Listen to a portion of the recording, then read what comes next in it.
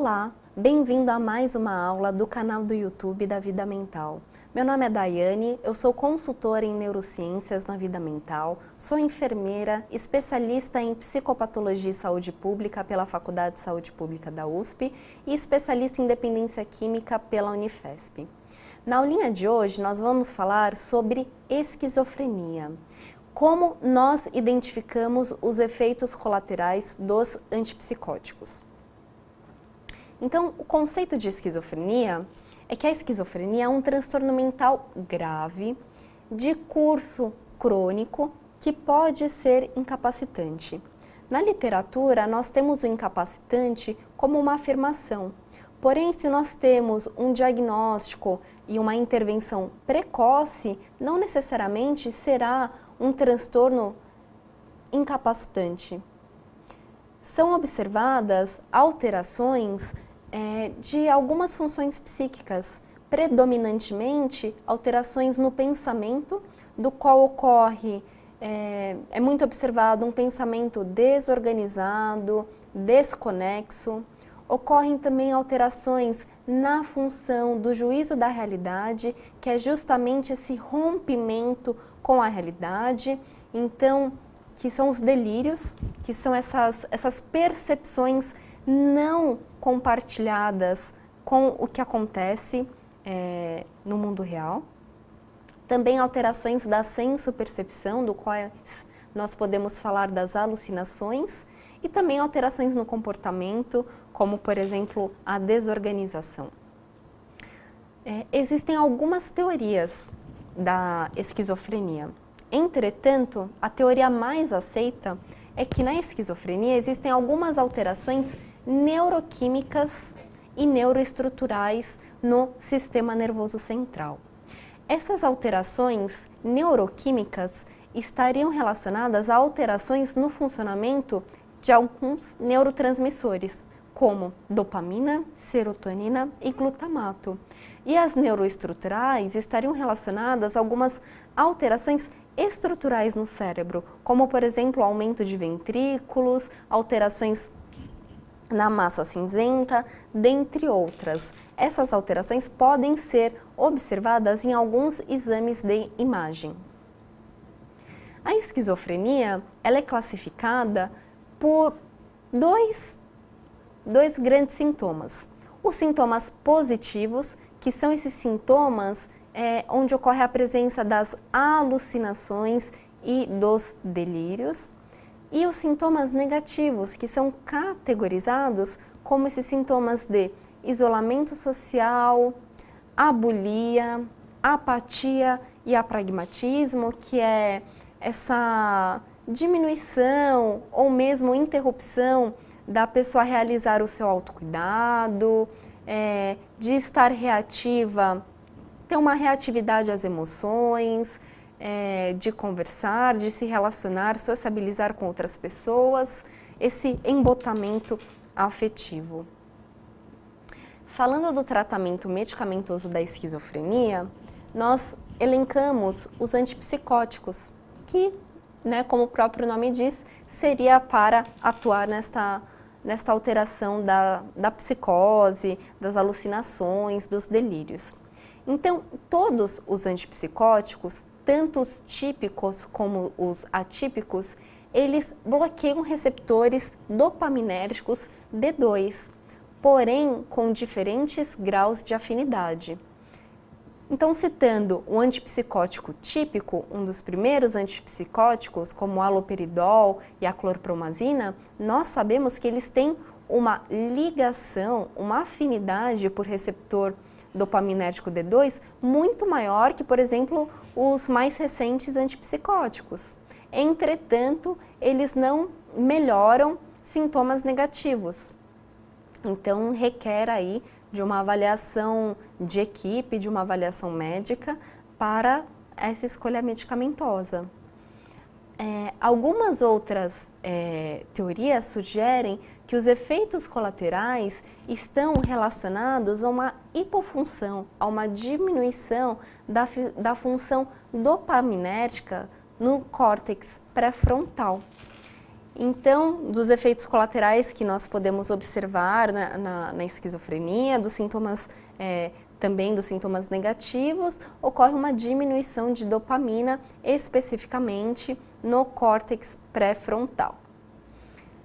Então, como eu já falei um pouquinho, nós temos os antipsicóticos típicos e os atípicos. Os antipsicóticos atípicos são esses antipsicóticos mais modernos, que eles têm menos efeitos colaterais, porém que eles não têm tanta ligação aí com receptores dopaminérgicos D2. Logo, não tem uma potência tão grande aí nas alucinações e nos delírios.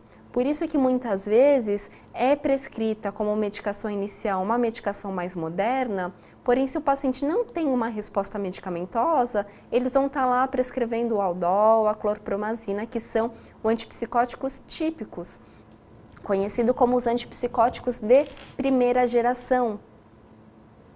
Entretanto, que não tem uma melhora aí, que não trabalham com outros neurotransmissores, como serotonina, e não melhoram sintomas negativos da esquizofrenia. Então, os antipsicóticos atípicos, eles possuem baixa capacidade de produzir sintomas extrapiramidais, tendo uma maior afinidade por receptores serotoninérgicos do que por receptores dopaminérgicos. E os antipsicóticos típicos, eles bloqueiam os receptores dopaminérgicos, tendo uma maior presença de efeitos extrapiramidais. Efeitos estes que se relacionam a uma diminuição de dopamina no córtex pré-frontal. Quais são os efeitos extrapiramidais observados? Então, um dos efeitos é a acatisia. Então, é aquela inquietação psicomotora do qual o paciente ele não consegue ficar sentado, ele fica movimentando pernas e braços, e isso é algo que ele não controla. A distonia, então a distonia é que ele fica com esse enrijecimento muscular e tem essas contraturas que é extremamente desconfortável para o paciente. A discinesia tardia, que são esses movimentos involuntários do rosto, também relacionados a essa rigidez muscular. E também o parkinsonismo, que é esse parkinsonismo induzido, que são esses tremores de extremidades que o paciente que faz aí o uso do antipsicótico pode apresentar. E qual seria o tratamento para melhorar ou diminuir esses efeitos extrapiramidais? Então, o uso de benzodiazepínicos é indicado para diminuir esses efeitos extrapiramidais, relaxantes musculares, então como nós vimos, esse enrijecimento muscular, esses espasmos causam aí muita dor e relaxantes musculares podem estar aliviando essas dores. E também aí os mais empregues, os anticolinérgicos, que vão ajudar aí rapidamente, como por exemplo a utilização de um biperideno, também conhecido como Aquineton intramuscular, que em um caso que é denominado de impregnação, que é esse efeito colateral mais agudo, geralmente é visto em pessoas que estão utilizando antipsicótico pela primeira vez, que tem uma maior sensibilidade a esta medicação, se faz um biperideno IM, um biperideno intramuscular, e logo a pessoa tem uma melhora nesse efeito colateral. O biperideno também, que é esse anticolinérgico, e a prometazina, que também tem ações anticolinérgicas, também podem estar associadas à medicação diária, a medicação de horário deste paciente. Então, o paciente ele faz o uso de um antipsicótico, ele se beneficia no sentido de ter uma remissão de alucinação, de delírio, de comportamento, pensamento desorganizado, e ele apresenta alguns sintomas em grau leve, se aproximando ao moderado, então pode estar sendo associado o anticolinérgico a um antipsicótico. Bom, pessoal, eu queria falar mesmo da questão dos efeitos colaterais presentes nos antipsicóticos e aí linkar mais ao uso dos antipsicóticos, que também podem ser prescritos em outros transtornos mentais, mas eu falei mais especificamente na esquizofrenia, até pela questão dos sintomas negativos.